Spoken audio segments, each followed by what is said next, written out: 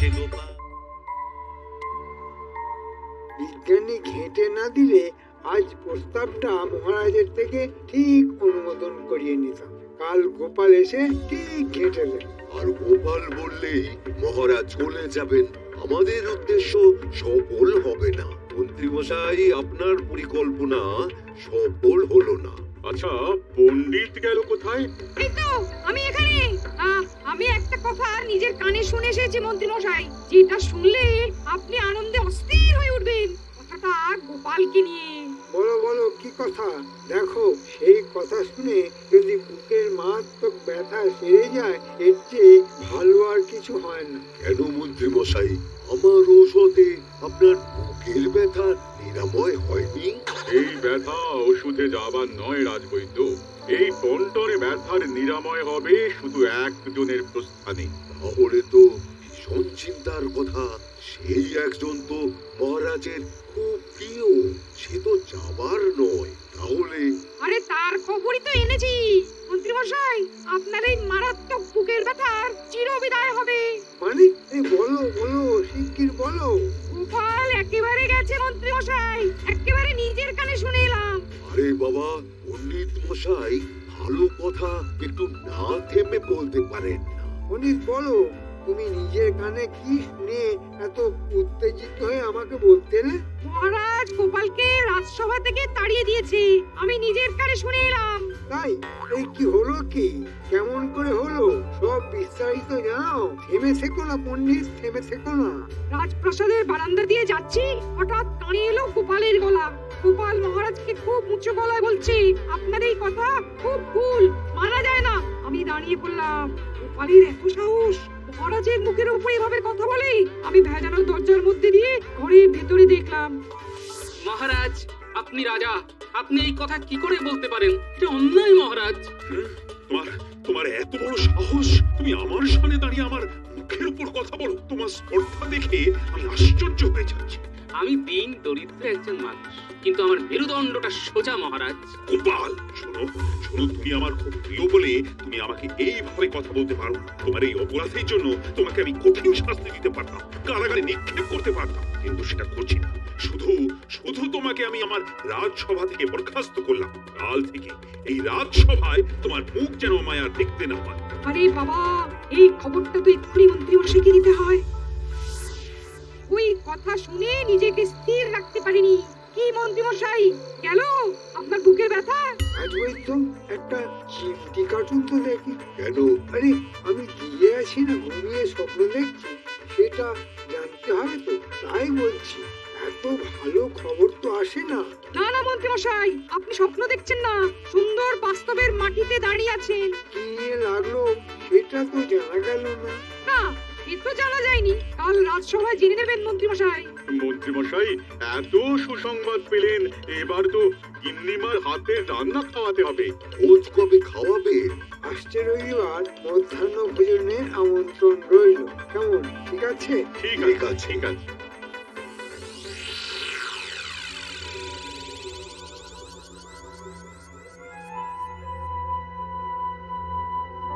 কি গো, রাজসভা থেকে এসে সেই যে খুব মেরে বসে রইলে, আর তো উঠলে না গো। এ ওঠো না, হাত মুখ ধোও। শোনো গিন্নি, কয়েকদিন আমরা দূরে কোনো নির্জন গ্রামে চলে যাব, জামা কাপড় গুছিয়ে নাও। ওই পূব গাঁয়ে যাব, ওখানে আমাকে কেউ দেখেনি, আমার নাম শুনেছে। ওখানে আমরা এখন থেকে থাকবো। এখানে থাকবো না? না। সে কি? মহারাজ আমাকে বরখাস্ত করেছেন। ও মা গো, কি হবে গো? কি খাবো গো? কয়েকদিন নয় প্রকৃতির হাওয়া খেয়ে কাটাবো। নাকি কান্না থামাও তো। কাজ চলে গেলে খাবো কি? কেন, আমাদের পৈতৃক পেশায় চলে যাব, কাজ জানি, না খাইয়ে রাখবো না। হ্যাঁ, কি হয়েছে জানতে পারি?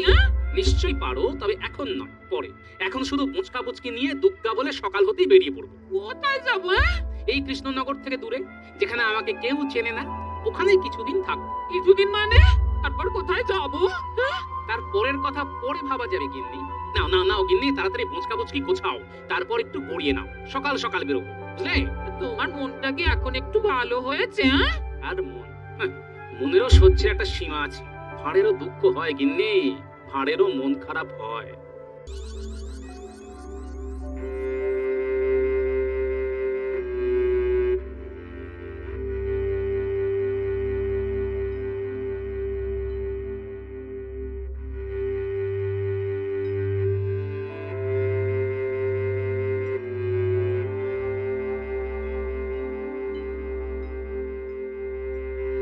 মহারাজ, বলো বলো মহারানী। আপনাকে একটা কথা জিজ্ঞেস করব। তা এত সংশয় নিয়ে প্রশ্ন করছো কেন? এই যা জিজ্ঞেস করবে নির্ভয় জিজ্ঞেস করো। গোপালকে কি আপনি আপনার সভা থেকে বহিষ্কার করেছেন? হ্যাঁ, করেছি। কিন্তু কেন মহারাজ? গোপালের অপরাধ? গোপাল আমার সাথে তর্ক করেছে।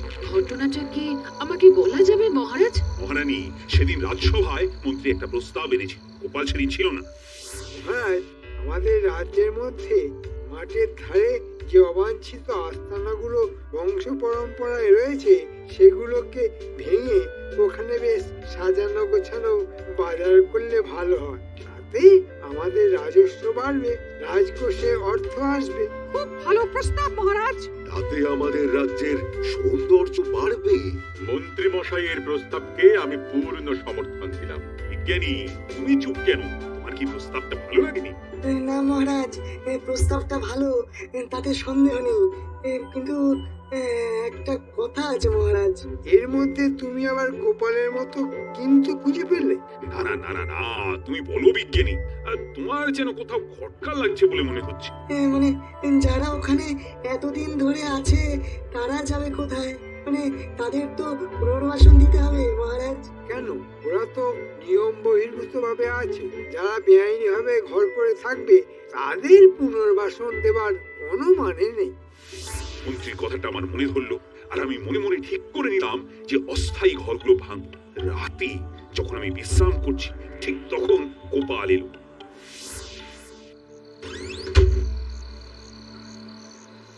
মহারাজ, এ কি গোপাল, কি ব্যাপার? তুমি এত রাতে এলে? কোনো বিপদ ঘটেছে নাকি? তা তো একটু ঘটেছে, আর ঘটেছে বলেই তো রাতে আপনার সঙ্গে দেখা করতে এলাম। বলো বলো বলো, কি প্রয়োজন? মহারাজ, শুনলাম নাকি মন্ত্রী মশাই ওই মাঠের ধারে যেখানে কিছু গরিব মানুষ বহু বছর ধরে আছে ওদের ওখান থেকে সরিয়ে দিতে চাইছেন। হ্যাঁ হ্যাঁ, ঠিকই শুনেছ। ওইখানে আমরা বাজার করবো ঠিক করেছি। দামি দামি বণিকরা তাদের পসরা সাজিয়ে বসবে। ভালো প্রস্তাব না, কি বলো? তা ভালো, কিন্তু ওখানকার আদিবাসিন্দারা থাকবে কোথায় মহারাজ? তা ওরা যখন এখানে ঘর বেঁধেছিল তখন কি আমাকে জিজ্ঞেস করে করেছিল?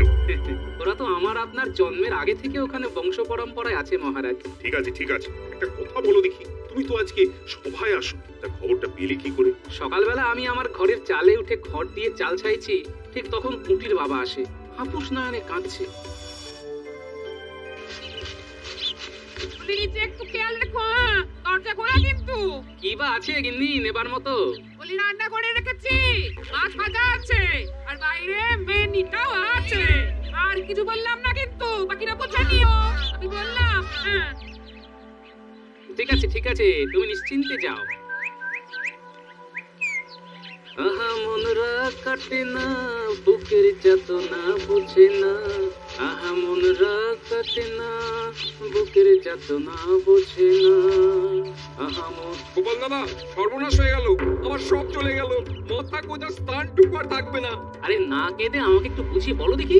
মন্ত্রী মশাই নজর পড়েছে আমাদের 7 ঘরের উপর। আমরা 7 পুরুষ ধরে আছি, মহারাজকে কর দিই, তবু কেন আমাদের ওখান থেকে হাঁটিয়ে দেবে?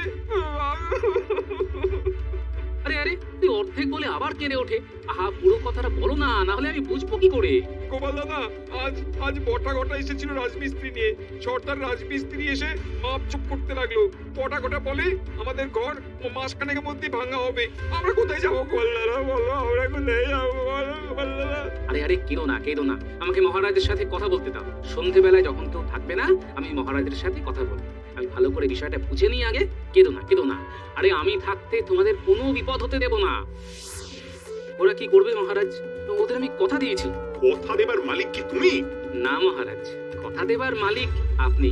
আমি শুধু আমার কথাটা আপনার কাছে নিবেদন করলাম। ওদের মাথার উপর ছাদটা বানিয়ে দিন মহারাজ। যারা অবাঞ্ছিত তাদের দায়িত্ব আমার নয়, ওদের মাথা গোজার দায়িত্ব ওদেরকেই নিতে হবে। মহারাজ আপনি রাজা। গোপাল, তোমার মুখ যেন আর না দেখতে হয়। ঠিক আছে মহারাজ, কাল থেকে আপনার রাজসভায় আসবো না, আপনাকে আমার মুখও দেখাবো না। কিন্তু আমার বিশ্বাস আপনি পরে এই ব্যাপারটা নিয়ে মনে কষ্ট পাবেন মহারাজ। চললাম। আমি সত্যিই খুব ধর্ম সংকটে পড়েছি। গোপালকে ওইভাবে বরখাস্ত করে, গোপালের কথাটাও তো আবার ফেলে দেবার নয়। আবার মন্ত্রী যে কথাটা বলেছে সেটাও যে খারাপ বলেছে সেটা বলবো না। কৃষ্ণনগরের সৌন্দর্যের জন্য ওখানটা তো সুসজ্জিত বাজার করাটাও খুব জরুরি। আপনার মন কি বলছে মহারাজ? গোপালকে পুনরায় সভায় আনতে, এবং আমি চাই একটা সুন্দর পরিসমাপ্তি। তাহলে লোক পাঠিয়ে গোপালকে বলুন কাল থেকে রাজসভায় আসতে। পেয়াদা পাঠিয়েছিলাম, তারা এসে খবর দিয়েছে যে ঘরে তালা দেওয়া, গোপালকে নাকি কোথাও পাওয়া যাচ্ছে না। যে ধরা দিতে চায় না তাকে ধরবো কি করে বলো তো? তবে আমার বিশ্বাস গোপাল এমন কোন এক জায়গায় গেছে যেখানে গোপালকে কেউ চেনে না। সম্পূর্ণ অজানা অচেনা জায়গায় গোপাল নিজেকে আত্মগোপন করে রেখেছে। মহারাজ, একটা উপায় আছে। গোপালকে বুদ্ধি দিয়ে ফিরিয়ে আনতে হবে। এমন কিছু করতে হবে যার সমাধান গোপাল ছাড়া আর কেউ করতে পারবে না। আচ্ছা, এমন কোন উপায় কি আছে মহারানী, যাতে করে গোপালকে আবার ফিরে পেতে পারি? আছে মহারাজ, আছে। হ্যাঁ, বাহ বাহ রানী, বাহ, দারুণ দারুণ। আমি কাল সকালে ঢেড়া পিটিয়ে রাজ্যের প্রতিটি কোণে এই কথা জানাবো। শোনো শোনো শোনো, মহারাজের বড় দিঘির বিবাহ আগামী পূর্ণিমায় অনুষ্ঠিত হবে। সকল গ্রামবাসীকে অনুরোধ জানানো যাচ্ছে যে তারা যেন তাদের বাড়ির কুয়োকে মাথায় করে রাজার দিঘির বিবাহে উপস্থিত হয়। অন্যথায় 5টি করে মোহর মহারাজের কোষাগারে জমা দিতে হবে। শোনো শোনো শোনো। কি রে বাবা, এ আবার কেমন তোর কথা? মহারাজের কি মাথাটা খারাপ হয়েছে নাকি? আমার তো ওই 3-20 বয়স হলো। এই রকম অদ্ভুত বিয়ে তো আমি ওই কোশমিন কালেও শুনিনি। দেখা তো দূরস্ত, দেখি আবার বিয়ে। এই শুধু দিঘির বিয়ে শুনলে, কুয়ো ঘাড়ে করে নিয়ে যেতে হবে সেটা শুনলে না? হায় হায় গো, কি বিপদ এলো গো! কলিকাল কলিকাল ঘোর কলিকাল! শুনেছি মহারাজের সবাইকে গোপাল বলে খুব সারাগ লোক আছে, তো সে থাকতেও মহারাজের এই অবস্থা। কি জানি, শুনেছি তো চালাক, আসলে সে হয়তো একটা হদ্দ বোকা। তোরাটাকে মুখ চমকিয়ে আসবো, হ্যাঁ? তোমাকে বলে কিনা হদ্দু বোকা? দেখাচ্ছি মজা। না গিন্নি, একদম না। তাহলে সব বলে হরিবোল হয়ে যাবে। শুনতে দাও, আসলে সবটাই আমাকে খোঁজার জন্য, বুঝেছো? মানে পরে বলবো, এখন শুনে যাও, মুখে কিছু প্রকাশ করো না। তবে শুনে রাখো, এই বুদ্ধিটা মহারাজের মাথা থেকে আসেনি। তাহলে বুদ্ধিটা মহারাজের মাথায় দিল কে? পুরো আমাদের গ্রাম প্রধানকে জানাতে হবে। এ কি অদ্ভুত বিপদ এলো বলো তো? কুয়ো কাঁধে করে কি করে নিয়ে যাবো? কলিকাল কলিকাল ঘোর কলিকাল! কারো নিস্তার নেই, কারো নিস্তার নেই। আমাকে আপনাদের গ্রাম প্রধানের কাছে নিয়ে যেতে পারবেন? তাহলে আপনাদের বাঁচার রাস্তাটা আমি বলতে পারবো। আপনি কে মশাই? হ্যাঁ? আপনি কে? কোত্থেকে আসছেন? আমি আসছি অজানা দেশ থেকে। কোথা থেকে? আমরা আসছি সেই অজানি দেশ থেকে। আমার নাম না জানি কি, আর ইনি হলেন আমার তিনি। নাম হ্যাঁ জানি। আমার কাছে আছে আপনাদের বাঁচার রাস্তা। বাবা, ও জানি দেশ থেকে না জানি আর হ্যাঁ জানি, এরকম বিচিত্র নাম এই প্রথম শুনলাম বাবা। অনেক কিছুই তো প্রথম শুনলাম। মাথায় করে কুয়ো নিয়ে যাওয়ার কথা আগে শুনেছিলেন? সত্যিই শুনিনি। কি বলো খুড়ো? আহা, বললাম তো, আমার এত বয়সে ওই দিঘির বিয়ের কথাও শুনিনি, আর কুয়ো কাঁধে নেমন্তন্ন খাবার কথাও শুনিনি। আবার আপনি দিলেন আর এক ঝটকা। না জানি দেশ আর না জানি আপনার নাম, আর আপনার পরিবারের নাম হ্যাঁ জানি। ঘোর কলিকাল, ঘোর কলিকাল! হ্যাঁ, আমাদের দেশের মানুষদের নামগুলো এইরকম। না জানি, হ্যাঁ জানি, সব জানি, কিছু জানি। ছাড়ুন সব কথা। এখন আমাকে আপনাদের গ্রাম প্রধানের কাছে নিয়ে চলুন, যদি বাঁচতে চান। হ্যাঁ চলুন।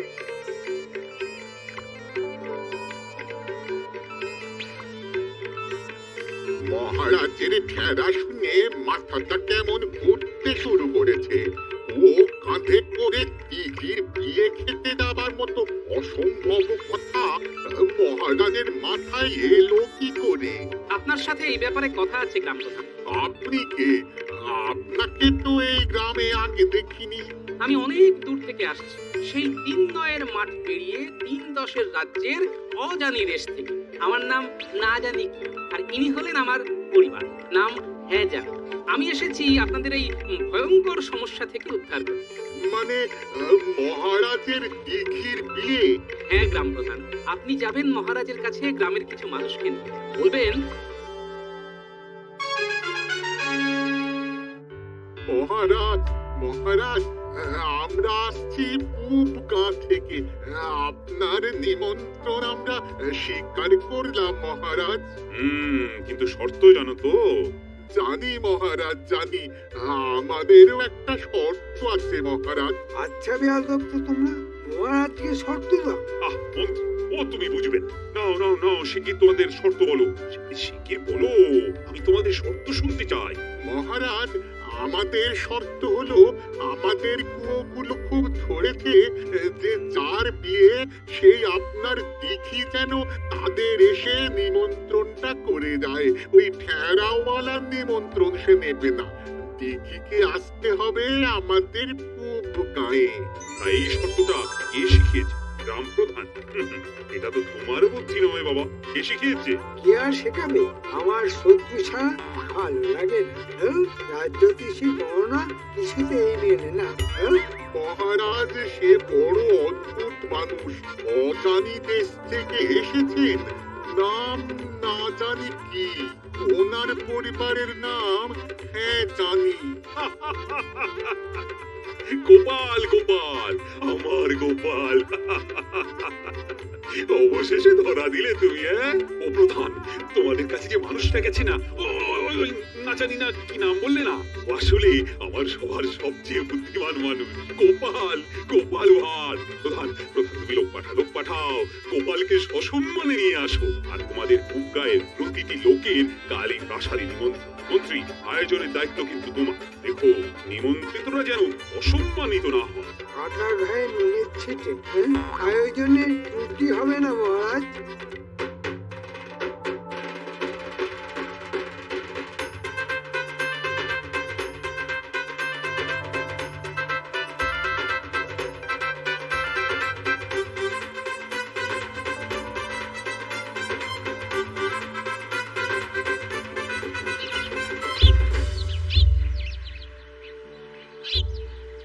এসো এসো গোপাল, এসো। তোমাকে হারানোর ব্যথা যে কি সেটা আমি হাড়ে হাড়ে বুঝেছি।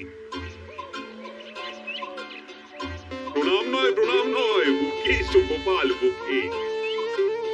রানী, তোমার বুদ্ধিতে কিন্তু আমি গোপালকে আবার ফিরে পেলাম। গোপাল আবার আবার প্রমাণ হলো জল ছাড়া মাছ, আর গোপাল ছাড়া মহারাজ হয় না, হতেও পারে না। রানীমা, এবার যে আপনি সবাইকে ছাপিয়ে গেছেন, আপনাকে প্রণাম। রানীমার বুদ্ধিতেই আমার সিদ্ধি লাভ। আমি ঘোষণা করলাম, আমাদের নতুন বাজারও হবে, আর তার সাথে ওদের মাথার উপর পাকা ছাদও হবে। বুদ্ধি বটে গোপালের, সব কিছু ঠিক আদায় করেই ছাড়লো। সাবস্ক্রাইব করে দিন ভাই, আর বেলটা বাজাতেও ভুলবেন না, না হলে মজা মিস করবেন।